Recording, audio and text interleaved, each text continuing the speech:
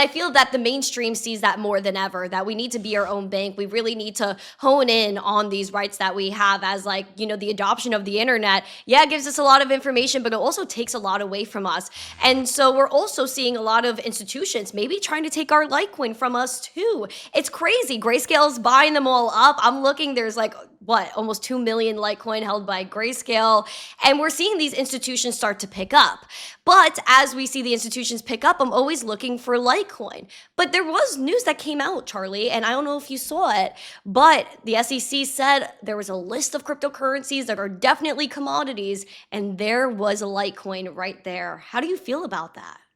That's kind of expected, right? Because Litecoin is so similar to Bitcoin. I would say it's one of the most commodity-like crypto out there, right? Just given the fair launch and the mining aspect of it and the Litecoin Foundation, and also the fact that the coin is like very decentralized.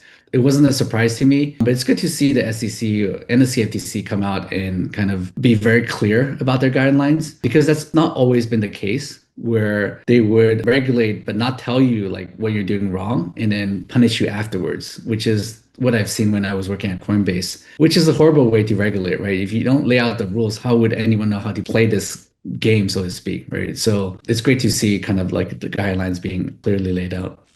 Yeah, I feel like it's almost like walking in a room with no lights on and you're just like bumping into every wall and every table and every chair because you literally just can't see where to go.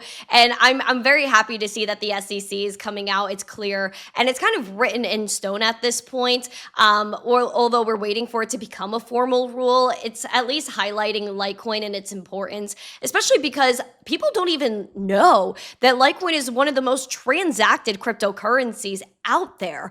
And the reason why is because it's fast, cheap, and easy. So that's what we need in money. And do the institutions see this? What do you think is, holding Litecoin back from the mainstream? Or do you think this announcement from the SEC now kind of greenlights us here?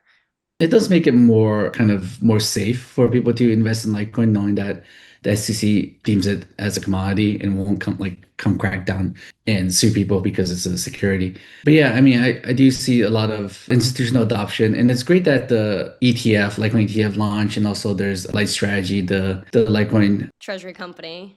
yeah, treasury company, the Yeah. digital asset company, where it's easy for people now to get exposure to this asset class, right, to Litecoin. Whereas before, pretty much the only way is to put money on exchange and buy Litecoin and actually either hold the Litecoin on exchange, which can be risky, and also, or take it and put it in your own wallet, which could even be riskier for people who are not very tech savvy, right? But now there's another option where you can buy the ETF or buy Light Strategy and have this exposure to Litecoin. So I think it's great to just for access to Litecoin.